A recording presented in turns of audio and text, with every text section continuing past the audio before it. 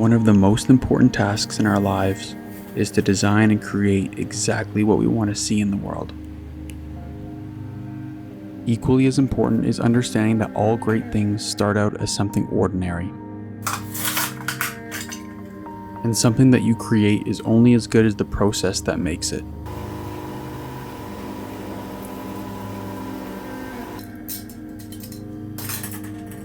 This is my process.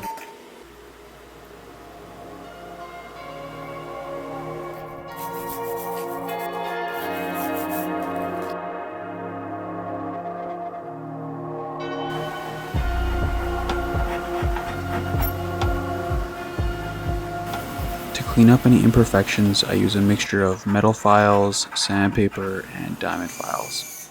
All of these products could be found in the description. To enhance the realism of this project, I want to recreate a lot of the anatomy on the undercarriage of this car. So we need to take apart the base plate and start designing.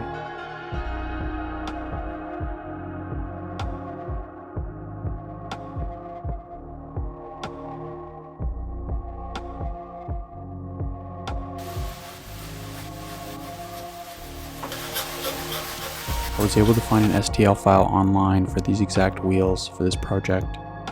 I made some modifications, scaled them down, and 3D printed them.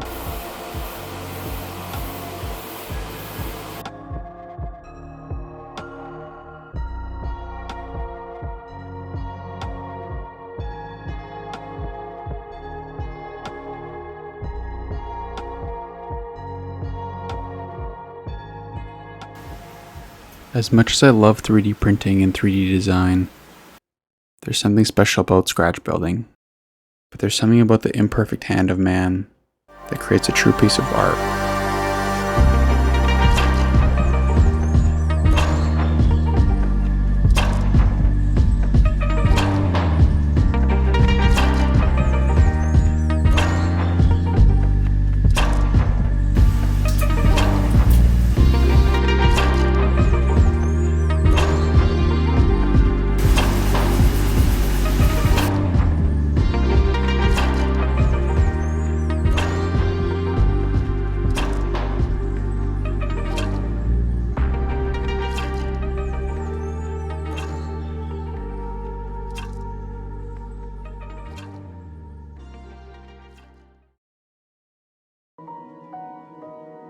I laid down a couple coats of primer, and then using 800 grit sandpaper, I knocked down any of the imperfections.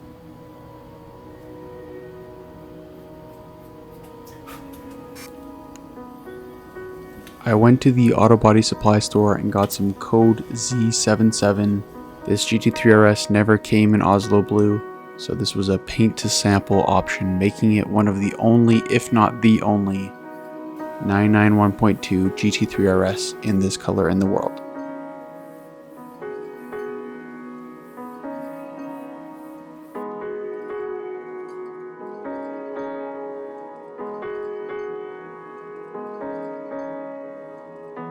Using 2 layers of masking tape and a toothpick, I'm able to trace the outline of the hood, and then I cut those out carefully. I'm able to transfer that masking tape over to the carbon fiber decal paper, cut it out exactly to shape, and then water slide transfer it over. It works pretty great. You might be wondering why there's so much carbon fiber on this exact GT3RS, and this is actually the YSAC pack. I hope I'm saying that correctly. It is the lightest weight and the highest power to weight ratio GT3RS in the world for this generation. It's really cool, all the different carbon bits.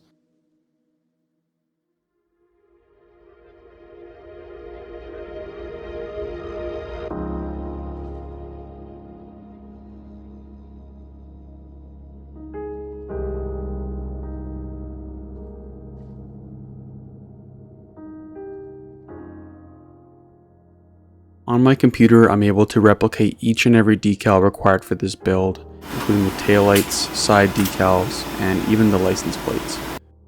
I print those out on my white toner printer, and then I use the same technique we did with the carbon fiber to water slide transfer those decals over to the car. For the rear wing, I mask off the entire car and use this light pulsing technique to not over flood and ruin the paint job. I very lightly coat it, and I just do many coats until I have a nice even coverage of the rear wing. This technique works great. Just like I said, make sure you don't apply too much paint at once. I 3D print the exact seats required for this build and install those as well.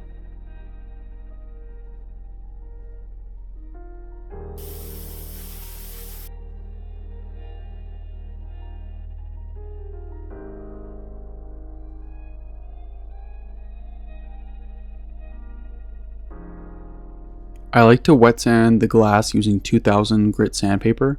I'll clean that off with isopropyl alcohol and then lay down some 2K clear, and it creates a nice glossy glass. Now all that's left is to assemble everything together. And here's the reveal.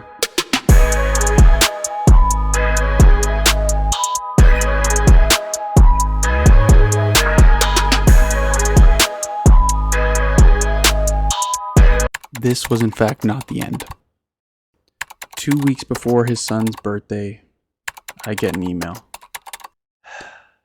with this video. I can't express the pain.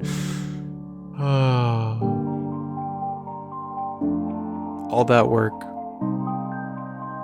for it to shatter in shipping. I spoke to David, honestly the chillest guy in the world. He didn't expect me to get this back in time for his son's birthday, but I really wanted to take this on and make it happen. So let's go all out and try to make this work. I quickly rebuilt the rear wing and mounted the side mirrors, did the body corrections, and because we're in such a rush, I thought it would be a great time to add more detail. So I'm actually doing the NACA ducts that are in the hood. So yeah. It's kind of cool, but yeah, timely, I don't know, but cool, yes. Using my hand vise, I drill out holes that I'm able to insert my saw blade into, and then I cut out the NACA duct hole, and then I actually was able to 3D print the NACA duct itself, which I then installed in with super glue, and then use this Tamiya putty to even out the surface and make a seamless connection where the NACA duct connected into the hood. I use a tiny paintbrush with some thinner and some putty, kind of even that out. Laid down my primer, and then I went right into base coat. There was no time to spare, so I really worked fast. And actually, this one turned out better. I don't know how. The die-cast gods were on my side for this build. It actually blew me away how well this one looked. And in fact, we made it in time for his son's birthday. I'm going to throw the screenshot up right now. As you can tell, David is just a pure gem, and you saw that invite to drive this car. So one day we might have to make a trip to Norway. What a beautiful, beautiful car. The spec, the color, everything. It's absolutely phenomenal. I changed up my signature to now put it on the glass. I kind of like it better. Let me know what you guys think. And then I did the engraving on the case. This is Peruvian walnut that is stained with a matte finish, and oiled. It's not really a stain, it's more of an oil. And yeah, no, everything turned out great, and I was able to remedy the issue that caused the first breakage. Basically I need 2 anchor points into the base plate. Having it on only one with magnets on the other end creates a swivel effect, I think, or something that gets some, I don't know exactly, but by adding 2 rivets in, it completely eliminated the issue. So thank you guys for watching. Stay tuned. Peace.